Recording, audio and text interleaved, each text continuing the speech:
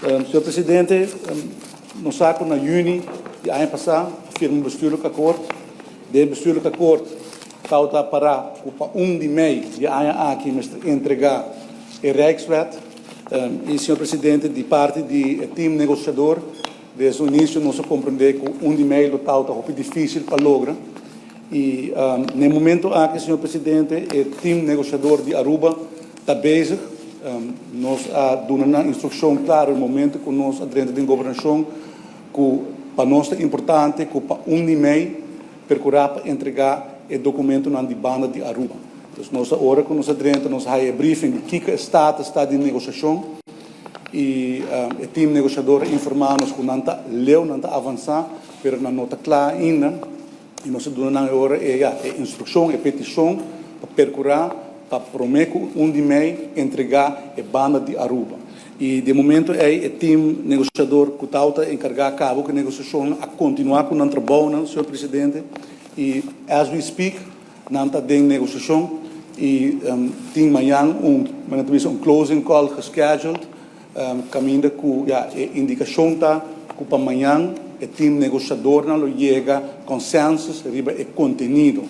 E a afspraak que o time não faz, o processo aqui está com o nível de ambtelijk entre o time negociador, mas chega a consenso para mim.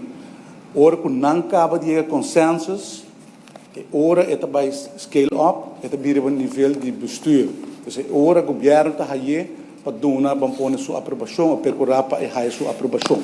Então, Senhor Presidente, esse aí está dentro do processo, não está trabalhando dia e noite, de maneira primeira indicar, o motivo é também o diretor e o jurista na direção de wetgeving não está presente, só não está trabalhando, as we speak, riba a finalization de acordo na ACI, Senhor Presidente. Agora, que nós dentro da governação, informar-nos, ponto não importante está informar-nos que ainda é parte de herfinanciering de buitenlandse lening, dus het deel que Aruba tem no mercado internacional, não está outra parte de understanding. Nós sabemos aqui, Mr. Bindenge, sobre isso aqui está justamente o motivo para que a chega na bestuurlijk akkoord, Senhor Presidente. O papo está jurado over isso aqui.